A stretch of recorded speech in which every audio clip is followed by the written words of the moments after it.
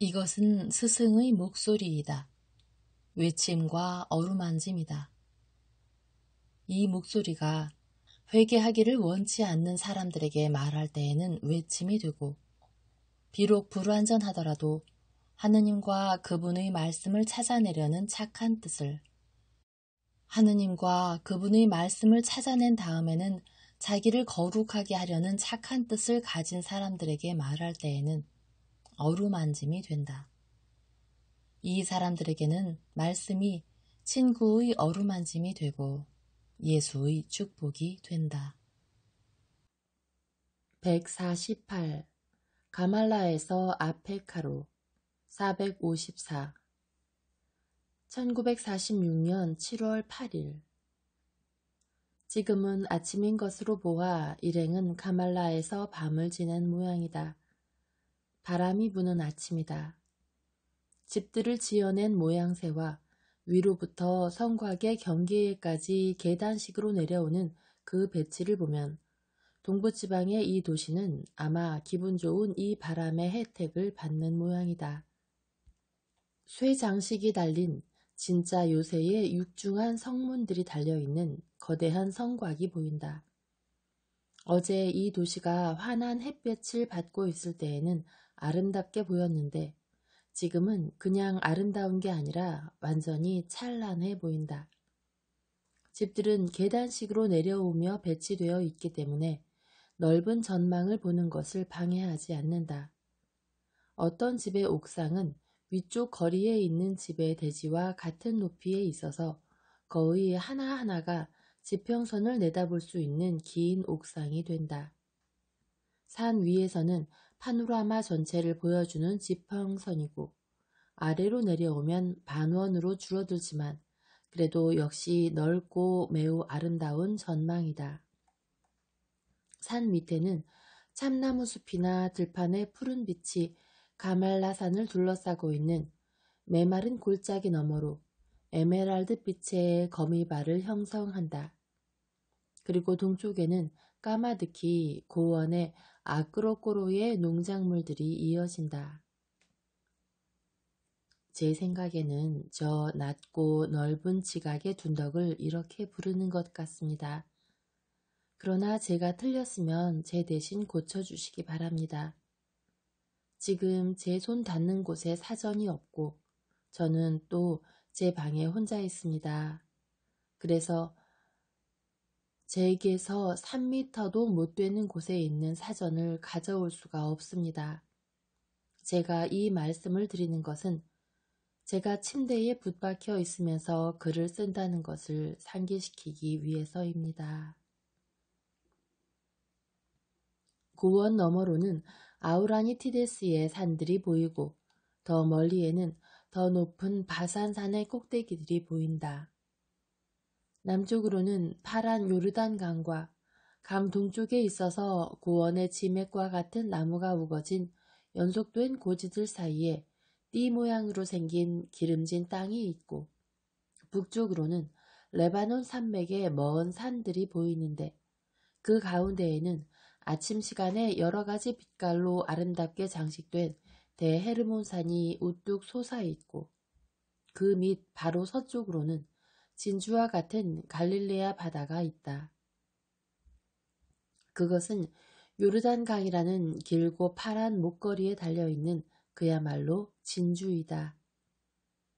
요르단강의 파란 빛깔은 호수에 들어올 때와 호수에서 나갈 때에 그 파란 빛깔의 느낌이 다른데 들어올 때에는 엷은 파랑이고 정말 성경에 나오는 강으로 파란 두 기슭 사이로 햇볕을 받으며 조용히 남쪽을 향하여 다시 흘러나갈 때에는 더 짙은 파란 빛깔이 된다. 이와는 반대로 작은 메론 호수는 베사이다 북쪽에 있는 야산들에 가려 보이지 않고 그것을 둘러싸고 있는 들판에 한층 더 짙은 초록빛으로 짐작할 뿐이다. 이 들판은 그 다음에는 갈릴레아 바다와 메론 호수 사이의 서북쪽으로 코라진이 있는 평야로 이어진다. 나는 전에 사도들이 이 평야를 겟네사렛 평야라고 말하는 것을 들은 것 같다. 예수께서는 주민들에게 작별 인사를 하시는데 그들은 도시인의 자존심으로 지평선의 아름다움과 상수도용 수로와 공동 목욕탕과 아름다운 건물들을 갖춘 그들의 도시의 아름다움을 서둘러 예수께 보여드린다. 이 모든 것이 저희들의 수고와 돈의 결과입니다. 사실 저희들은 로마인들의 학교에서 배웠고 그들에게서 편리한 것은 빌려오고자 했습니다. 그러나 저희들은 데카폴리스의 다른 도시들 같지는 않습니다. 저희들은 돈을 냅니다. 그래서 로마인들이 저희들에게 봉사를 하지요. 그러나 그러고 나서 또 뭐가 있을까요? 다른 것은 아무것도 없습니다. 저희들은 충실합니다. 그 고립까지도 충실입니다. 여러분의 그 충실이 순전히 형식적인 것이 아니고 실제적이고 내적이고 올바른 것이 되게 하시오. 그렇지 않으면 여러분의 방어물 공사가 무익할 것입니다. 이 말을 되풀이합니다. 보시오. 여러분은 튼튼하고 쓸모있는 저 상수도용 수로를 건설했습니다. 그러나 멀리 떨어져 있는 샘이 수로에 물을 대어주지 않으면 이 수로가 여러분에게 분수와 공동 목욕탕 물을 주겠습니까? 아니지요. 아무것도 주지 않을 것입니다. 이것은 쓸데없는 건조물일 것입니다. 여러분의 말대로 쓸데없습니다. 마찬가지로 자연적이거나 물질적인 방어물들도 만일 그것을 짓게 하는 사람이 그것을 하느님의 도움으로 힘 있는 것이 되게 하지 않으면 쓸데없습니다. 그런데 하느님께서는 당신의 친구가 아닌 사람은 도와주지 않으십니다. 선생님께서는 저희들이 하느님의 도움에 대한 필요를 많이 느끼고 있다는 것을 아시는 것처럼 말씀하시네요. 모든 사람에게 하느님이 필요합니다. 그것도 어떤 일에 있어서도 그렇습니다. 네, 맞습니다. 하지만 저희는 팔레스티나의 다른 모든 도시보다도 하느님의 도움에 대한 필요를 더 많이 가지고 있는 것 같습니다. 그리고 매우 고통스러운 소리이다. 가말라 사람들은 몹시 놀라서 예수를 쳐다본다. 가장 용기 있는 사람이 묻는다. 무슨 생각을 하십니까? 저희들이 옛날에 그 소름 끼치는 일을 또 겪으리라고 생각하세요? 네, 그렇습니다. 그리고 훨씬 더 길고 오래, 내 조국에 그렇게도 긴 두려움의 시간이. 그런데 내 조국이 주님을 받아들이지 않으면 그렇게 될 것입니다. 저희들은 선생님을 모셔드렸습니다. 그러면 저희들은 구원을 받았군요. 지난번에는 저희들이 어리석었습니다. 그러나 선생님께서 용서해 주셨습니다. 나에 대한 오늘의 정의에 그대로 남아있고 율법에 대한 정의가 점점 더 커지도록 하시오. 그렇게 하겠습니다, 주님. 그들은 예수를 더 따라오고 더 붙잡아 두고 싶어 한다. 그러나 예수께서는 나귀를 타고 먼저 떠난 여자들과 합류하기를 원하셔서 그들의 간청에서 억지로 빠져나오셔서 어제 오실 때에 걸어오신 길로 해서 빨리 내려가신다. 일꾼들이 일하는 작업장에 오셨을 때에만 불행한 사람들에게 강복하시기 위하여 손을 드시려고 걸음을 늦추신다. 그들은 예수를 하느님을 쳐다보듯이 쳐다본다. 산 아래에 와서 길은 두 방향으로 갈라진다. 하나는 호수 쪽으로 가고 또 하나는 내륙 쪽으로 간다. 나귀 4마리는 여름 해로 뜨거워진 이 길에 들어서서 종종 걸음을 치며 그 긴 귀를 흔든다. 이따금씩 여자 중에 한 사람이 예수께서 같이 가려고 따라오시는지 보려고 뒤돌아보고 예수와 같이 가려고 걸음을 멈추려고 한다.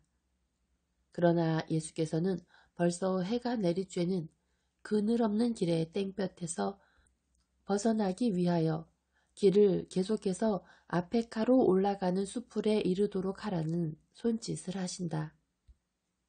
대상이 가는 길 위에 푸르고 둥근 천장을 얼기설기 얽히게 하는 시원한 수풀이다. 그들은 안도의 함성을 지르며 즐겁게 그리로 들어간다.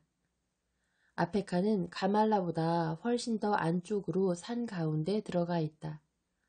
그래서 갈릴레아 호수가 이제는 보이지 않게 되었다.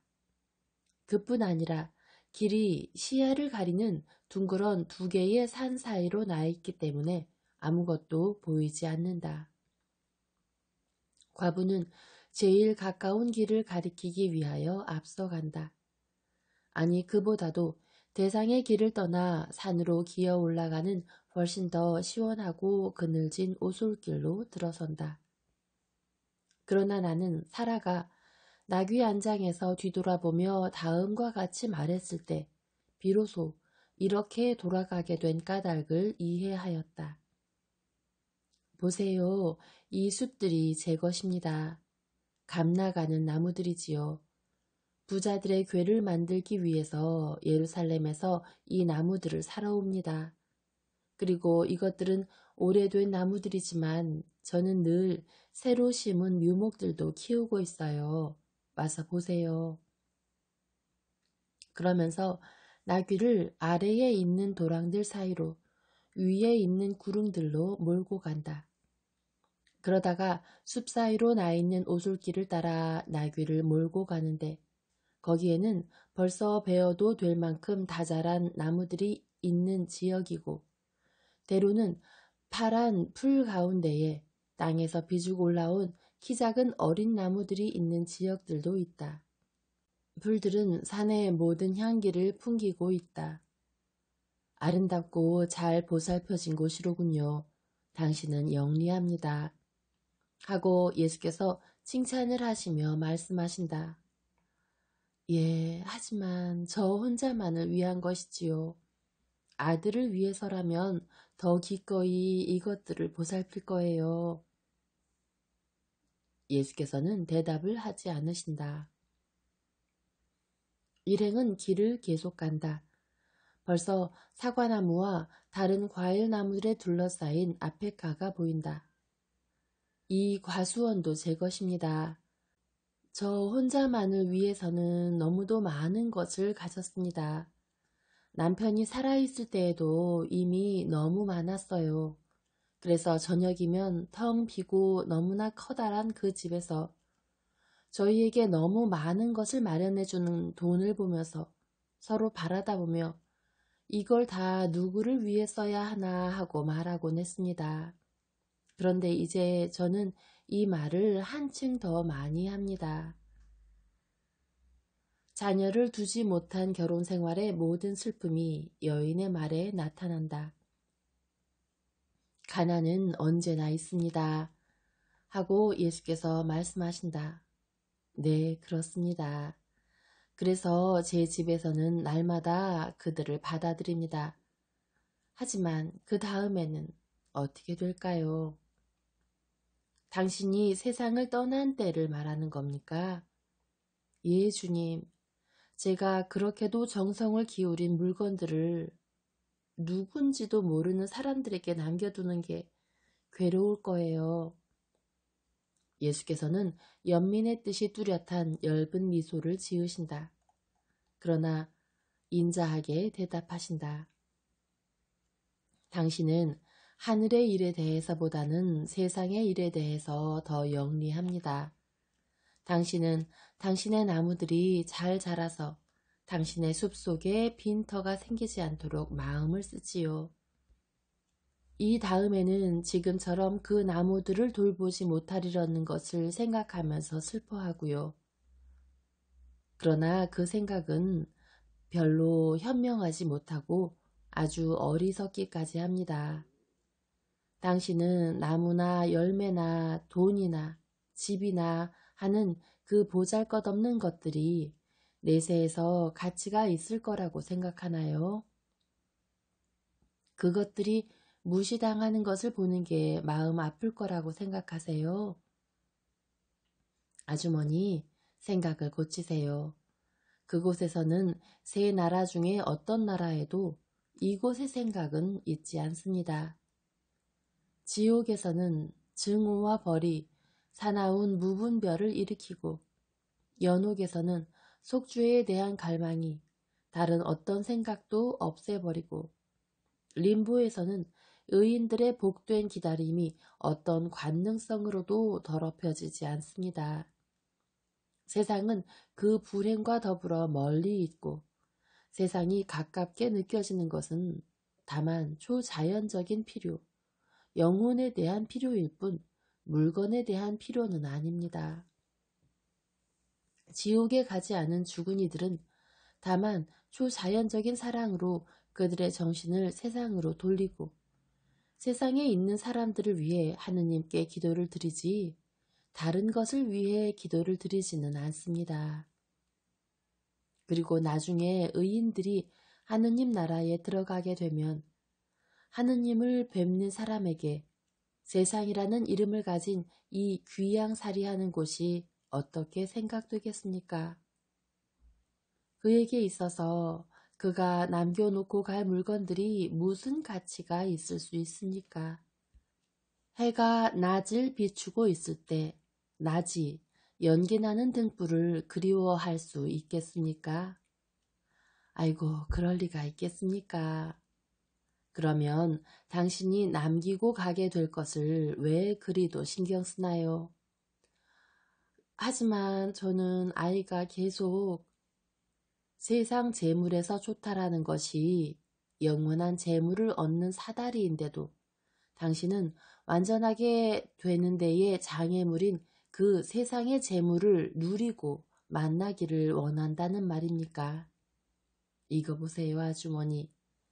저 죄 없는 어린이를 얻는데 가장 큰 장애가 되는 것은 아들에 대한 권리를 가진 그의 어머니가 아니라 당신의 마음입니다. 저 아이는 죄 없는 어린아이이고 슬퍼하는 죄 없는 어린아이이지만 또한 바로 그의 그 고통 때문에 하나님의 사랑을 받는 죄 없는 어린아이입니다. 그런데 만일 당신이 가진 재산 때문에 저 아이를 인색하고 탐욕스러운 사람을 만들고 혹시 행실이 고약한 사람이 되게 하면 그에게서 하느님의 특별한 사랑을 빼앗지 않겠습니까? 또 저 죄 없는 어린이들을 보살피는 내가 생각을 깊이 하지 않은 탓으로 죄 없는 제자가 빗나가게 내버려두는 무분별한 선생이 될 수 있겠습니까? 우선 당신 자신을 고치고 아직 너무 강한 그 인간성을 떼어버리고 당신의 의덕을 약해지게 하는 그 인간성이라는 껍데기에서 그 의덕을 구해내시오. 그러면 당신이 어머니가 되는 자격을 얻을 것입니다. 사실 아들을 낳거나 양자를 사랑하고 보살피고 그의 동물적인 인간의 필요에 주의를 기울이는 여자가 반드시 어머니는 아닙니다. 저 아이의 어머니도 저 아이를 낳기는 했습니다. 그러나 그 여자는 저 아이의 육체도 영도 돌보지 않기 때문에 어머니가 아닙니다. 죽는 것, 즉 육체에 대해서뿐 아니라 특히 죽지 않는 것, 즉 영에 대해서 걱정을 할 때에 어머니가 되는 것입니다.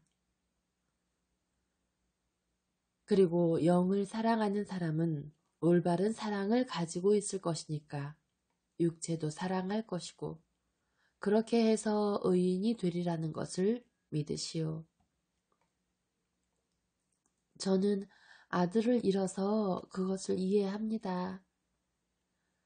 반드시 그렇지만은 않습니다. 당신의 소망으로 당신이 거룩하게 되는데 자극을 받기를 바랍니다. 그러면 하느님께서 당신의 청을 받아들이실 것입니다. 일행은 처음 집들에까지 이르렀다. 아페카는 가말라나 이포에 버금갈 만한 도시는 아니다. 아페카는 도시보다는 시골에 가깝다. 그러나 아마 도로들의 중요한 길목에 있기 때문에 가난하지는 않은 모양이다.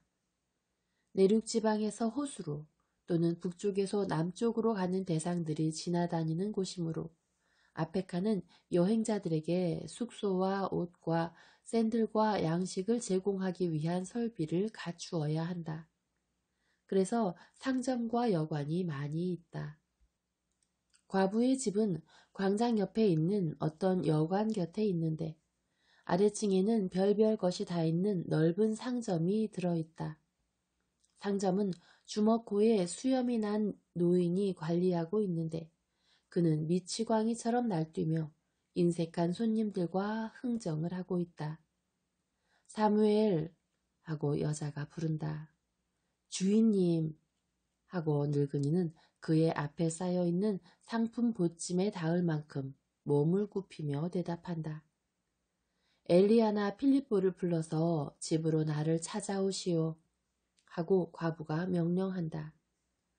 그리고 선생님께로 향하여 말한다. 오셔서 제 집으로 들어오세요. 그리고 제 집에 반가운 손님이 되어 주십시오. 모두가 상점을 지나 들어가고 사환 하나가 나귀들을 어디론지 끌고 간다. 집을 그다지 예술적으로 보이게 하지는 않는 상점을 지나고 나니 양쪽에 회랑이 달린 아름다운 앞마당이 나온다. 한가운데에는 샘이 있다. 물이 흐르고 있지는 않은 걸로 보아 연못일지도 모르겠다. 가장자리에는 하얗게 회칠을 한 벽에 그늘을 들이우라고 심은 든든한 플라타노스들이 있다. 옥상으로 올라가는 계단이 있고 회랑이 없는 쪽으로 방들의 문이 나 있는데 상점에서 제일 멀리 떨어진 곳이다. 전에 저희 남편이 살았을 때에는 여기가 꽉 찼었습니다. 갑자기 밤을 만난 장사치들을 재워주었거든요. 물건들은 회랑에 두고 짐승들이 있을 외양간이 있고 저기에는 짐승들에게 물을 먹일 수 있는 수반이 있었고요. 방으로 들어오세요. 그러면서 과부는 앞마당을 비스듬히 건너질러서 집에서 가장 아름다운 부분으로 간다. 그리고 마리아, 요한나 하고 부른다. 하녀 2명이 달려오는데 한 사람은 손이 밀가루 투성이이고 또 한 사람은 빗자루를 들고 있다. 주인님이 이제 돌아오셨으니 평화가 주인님과 저희들과 함께 있기를 바랍니다. 또 너희들과 함께 있기를. 그동안 별일 없었느냐? 저 덤벙거리는 요셉이 주인님이 몹시 사랑하시는 장미나무를 부러뜨렸어요. 제가 따끔하게 혼을 내주었습니다. 제가 어리석어서 그 사람이 장미나무에 가까이 가는 것을 내버려 뒀으니까 저를 버려주세요. 상관없다. 괜찮아. 그러나 사라의 눈에 눈물이 고인다. 사라는 이렇게 설명한다. 그 장미나무는 저희 남편이 건강하던 마지막 봄에 저에게 가져다 준 것이었습니다. 엘리야는 다리 하나가 부러졌습니다. 그래서 사무엘은 큰 장이 서는 이 시기에 그의 조수가 없게 됐기 때문에 몹시 화가 나 있어요. 엘리야는 주인님이 돌아오셨을 때 벽이 하얗게 칠이 되어 있는 것을 보시게 하려고 몸을 기울이다가 사다리 너머로 떨어졌습니다. 하고 또 한 여자가 말하고 이렇게 말을 끝낸다. 몹시 아파해요. 그리고 안가바리가 될 겁니다. 그런데 주인님 여행은 잘 하셨어요? 내가 바라던 것보다도 더 잘했다. 갈릴레아 선생님을 모시고 왔어. 서둘러서 나와 함께 계신 분들을 위해 준비를 해라. 선생님, 들어오세요. 그들은 깜짝 놀란 하녀들 앞을 지나 집 안으로 들어간다. 어슴푸레한 속에 의자들과 궤들이 있는 넓고 서늘한 방이 일행을 맞이한다. 예수께서는 사도들을 부르셔서 당신이 오신 것에 대하여 사람들에게 준비를 시키라고 시내로 보내신다. 사무엘이 물건을 파는 사람에서 집사로 변해서 들어오고 하녀들이 식사 전에 손을 씻는 데 쓰일 항아리와 대야들을 가지고 그를 따라온다. 넓은 쟁반에 빵과 과일과 양젖을 가져온다. 주인 여자가 돌아온다. 하인에게 선생님이 여기 오셨다는 말을 했습니다. 그는 선생님께 자비를 베풀어 주시기를 청합니다. 그리고 저도 역시 자비를 청합니다. 장막절 때문에 사람들이 이리로 많이 지나가는데 또 티슬이 3달에 들어서면서도 곧 많이 지나갈 거고 그런데 그 사람이 앓고 있으면 저희가 어떻게 해야 할지를 모르겠습니다. 그 사람더러 이리 오라고 하시오. 올 수가 없습니다. 일어설 수가 없는걸요. 선생님이 그를 보러 가지는 않지만 그를 보고 싶어 한다고 말하시오. 사무엘과 요셉더러 업고 오라고 하겠습니다. 어이구 설상과상이네요. 저는 늙고 지쳤습니다요. 하고 사무엘이 투덜거린다. 엘리야더러 걸어오라고 말하시오. 내가 명령합니다. 가엾은 선생님, 가물리엘 같은 선생도 그렇게는 못할 겁니다. 하고 늙은 하인이 또 투덜거린다. 입 다물어요, 사무엘. 선생님, 용서하세요. 이 사람은 충실한 하인입니다. 여기서 제 남편의 집 하인들에게서 태어났는데 일도 잘하고 정직합니다. 그렇지만 묵은 이스라엘 사람다운 편견이 있습니다. 하고 주인 여자가 그를 변호하기 위하여 낮은 목소리로 말한다. 이 사람의 정신을 이해합니다. 그러나 기적을 보면 변할 거예요. 엘리야에게 가서 오라고 말하시오. 그러면 올 것입니다. 과부가 갔다가 돌아온다. 가서 말했습니다. 그런데 그 사람이 그 꺼멓게 되고 부어오른 다리로 땅바닥을 디디는 걸 보지 않으려고 도망쳐 왔습니다. 당신은 기적을 믿지 않습니까? 저는 믿습니다. 하지만 그 다리는 소름 끼치게 생겨서요. 괴저로 인해서 다리가 완전히 썩는 게 아닌지 걱정이 돼서요. 다리가 아주 반들반들합니다. 소름 끼쳐요. 그리고 주인 여자가 하인을 보았기 때문에 말이 중단되고 탄성이 나온다.